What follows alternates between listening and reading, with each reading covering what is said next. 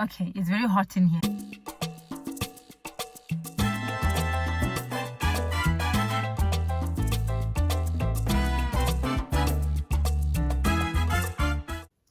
Hello, Xewani, Hesi. My name is Rikhotso, a South African living in Botswana. Thanks for watching. Welcome to episode 3 of Single and Whole. If you haven't watched the last 2 episodes, I'm going to link them up here. So go there and catch yourself up. So today's subject, guys, I know that I said I want to be real, but the questions you are sending my way, wow. Anyway, thank you so much for all your comments, your subscriptions. I really appreciate it. Share these videos with a friend that you know who's single and who would appreciate a little encouraging. Whenever people find out that I'm living a celibate lifestyle, I usually get 2 reactions, okay? The first one is usually, you are strong. No. You haven't had sex for how long? No. I can't do that. And the second is usually, how are you doing it? How do you do it? So whenever people react this way, I find it so funny because contrary to popular belief, guys, I have blood running through my veins. Red blood. Not blue blood, not mercury, red blood. I have no superpowers. As normal as you are, trust me, I'm just as normal, okay? So I thought, let's get that out of the way. And also, yes, I do get sexually tempted, just in case you guys were wondering. So yes, I do. I'm still human after all. I mean, I'm not a rock. I'm human. Okay, I have feelings.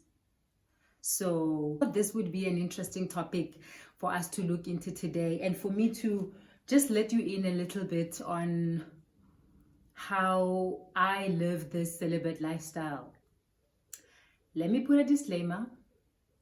I am not an expert in this matter.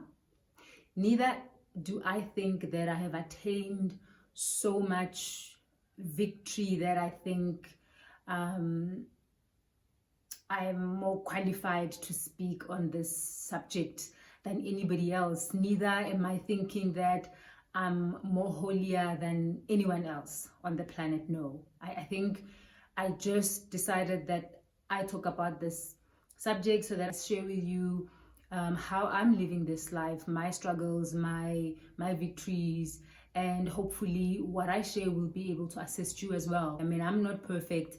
I've made my own mistakes. I've fallen on my face many times, and I think it helps for us to talk about topics like this that we usually don't get to be open and honest about, okay? Or a single person in the church, how do I live a celibate lifestyle when I have all these feelings raging in me? I mean, I want to have sex and you're telling me not to have sex. What do I do? And I can't speak for everybody. Everybody's different, and different things will work for different people. And so I'm going to talk about 5 things that I've done or that I'm doing on an everyday basis to help me in my journey of celibacy and in this walk where I'm pursuing sexual purity. The first thing is to walk in a higher level of accountability. I have found, for me personally, that living life alone is not an option. I cannot live in isolation, or I can, but when I do, I get up to a lot of no good.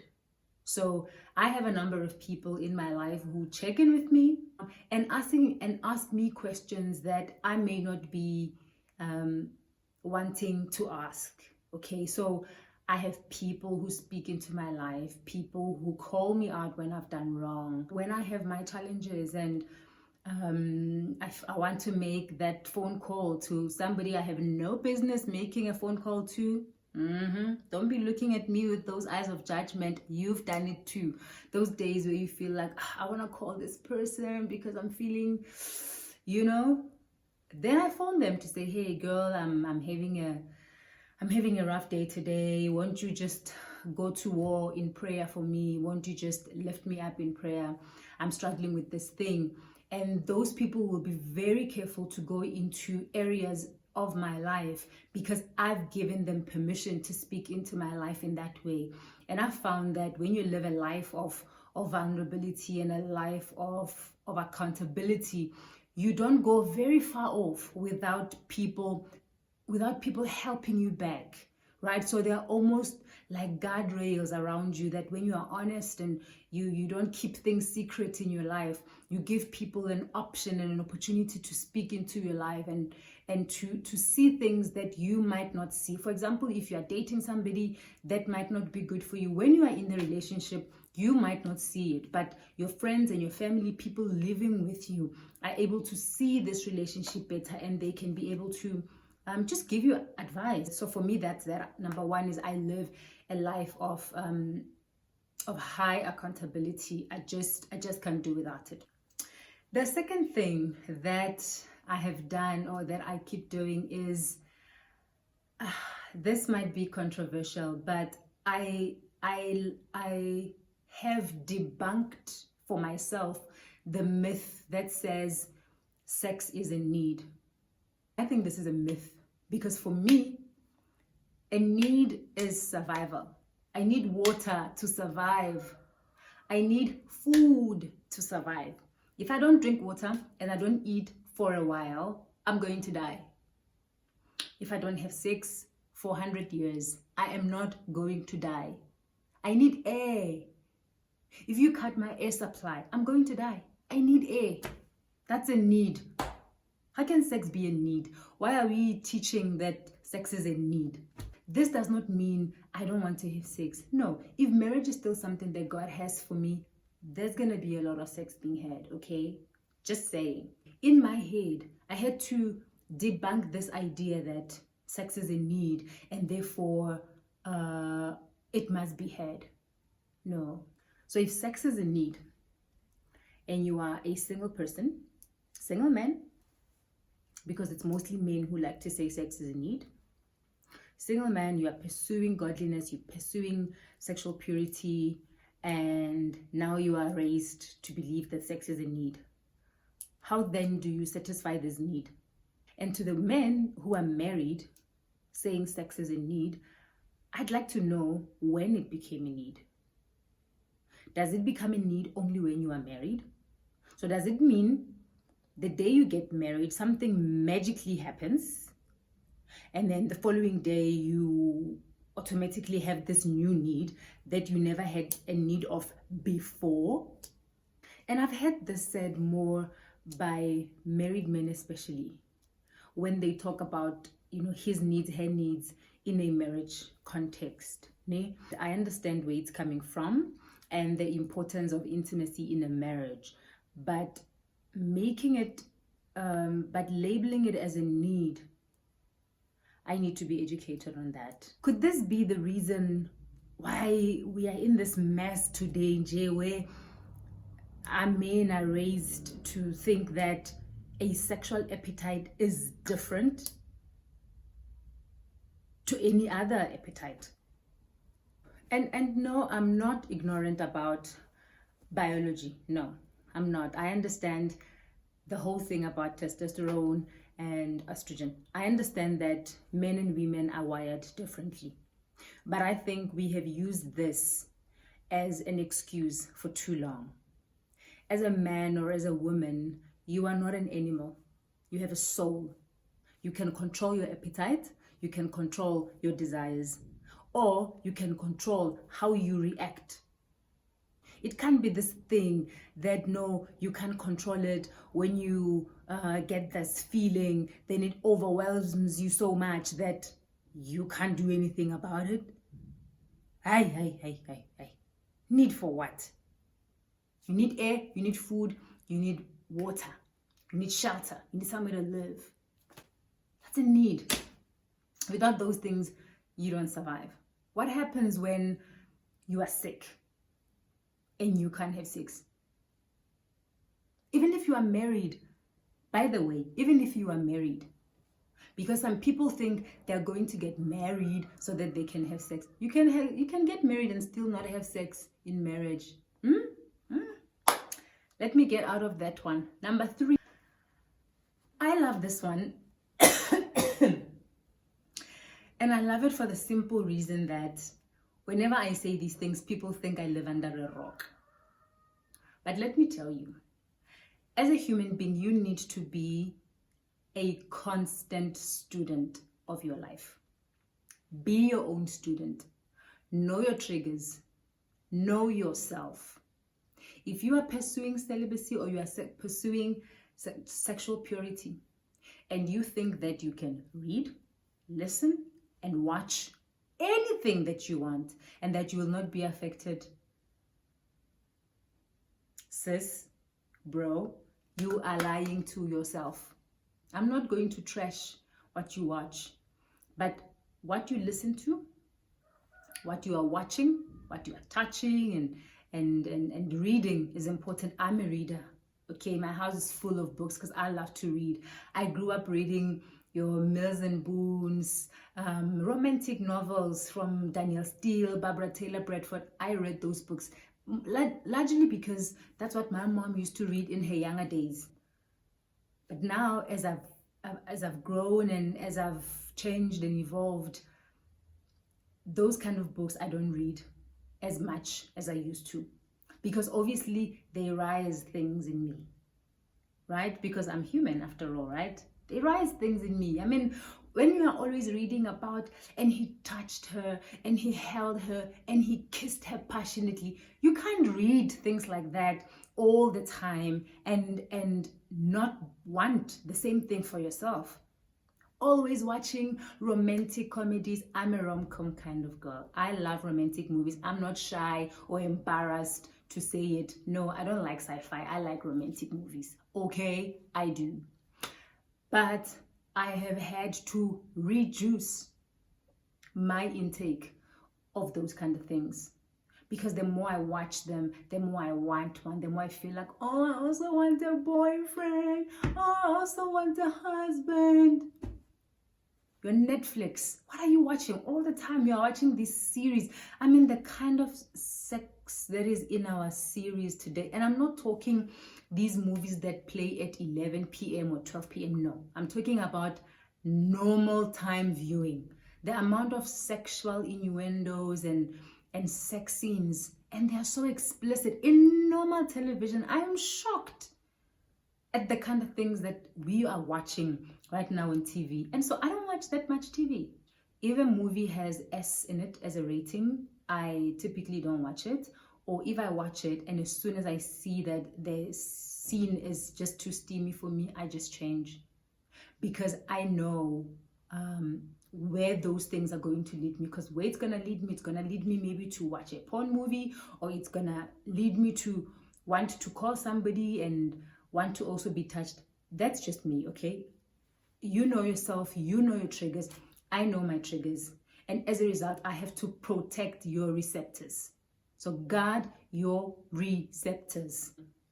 So I'm careful about what I ingest, because they have a bearing and they have an influence into how I live my life, okay? Number 4 is closely related to number 3.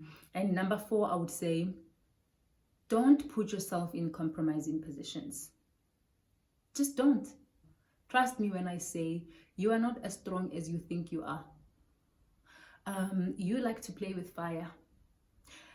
You like to walk on the edge and see how much you can walk on the edge before you fall off.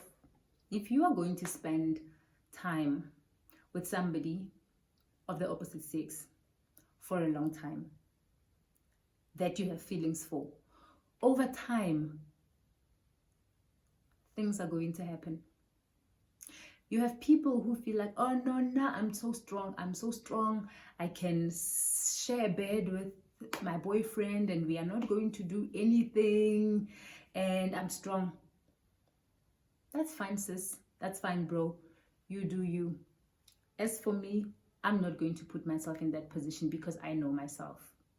And I'll tell you one thing about the flesh. The flesh will disappoint you. I remember I went out on a date once And at the end of the date, this guy gave me a hug and I could feel my body warming up, okay? And he said, but your house is not far from here. Let's just go, because we clearly still wanted to chat. And we only left the restaurant because the restaurant was closing. It was getting late. I mean, it was almost midnight, which is why you must do breakfast and not dinners. But story for another day.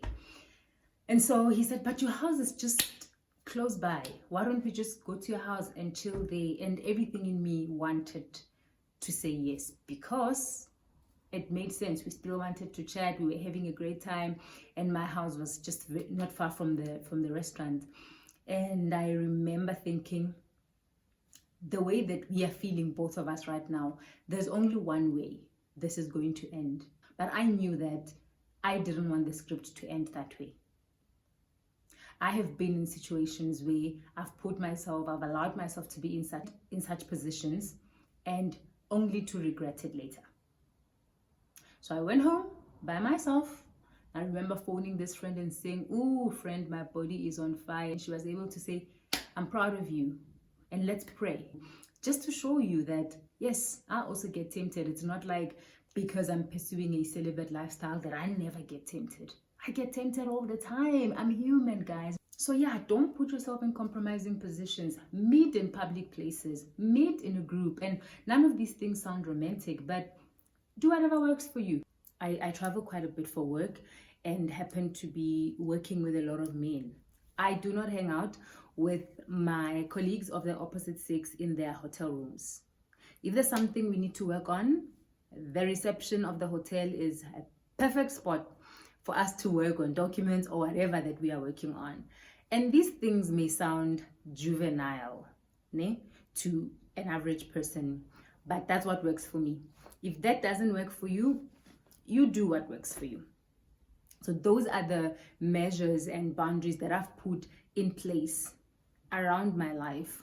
Number 5, there is no way of living this life or pursuing sexual purity without God. Just can't do it. I don't like the person I am without God. I don't like the person I become when I'm not walking in close fellowship with the Lord. I'm very impatient when I do that. I'm very snappy. I struggle with lust. A close walk and fellowship with God for me is key in me living this life. Because the way I see it, it is God who made me. It is God who made this body with the desires it has. It is the same God who is calling me to a life of sexual purity. And so it is the same God then who can give me the grace and the courage to be able to live this life. I cannot do it by myself because me. And so walking every day, it's a daily walk. Don't be lied to.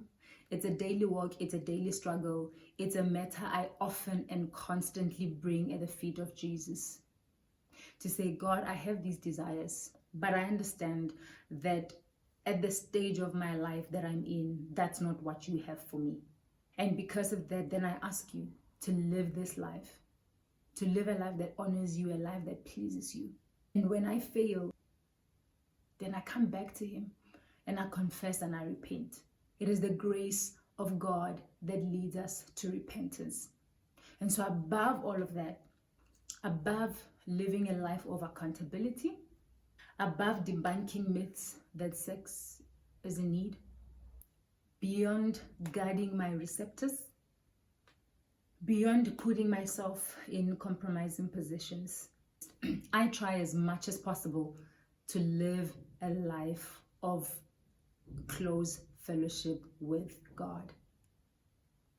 And honestly, if you didn't do anything else on this list, if you forgot all the other 4 and you just do this one, just walking in close fellowship with the Lord, you will be able to live this life, because he who calls you to it strengthens you, partners with you, encourages you on this walk. Iyahambeka le ndlela bazalwane. Don't be fooled by people telling you that no, it can't be done, everybody's doing it. No, not everybody's doing it. No. It is a precious gift. Guard it, honor it, treat it with the sacredness that it deserves. Please let me know what you think about this topic. Keep the questions coming. Please comment in the comment section down below. Share this video with people in your life that you think it will be helpful for. And just let's have a conversation. Until next time, from me, we do Rikhotso.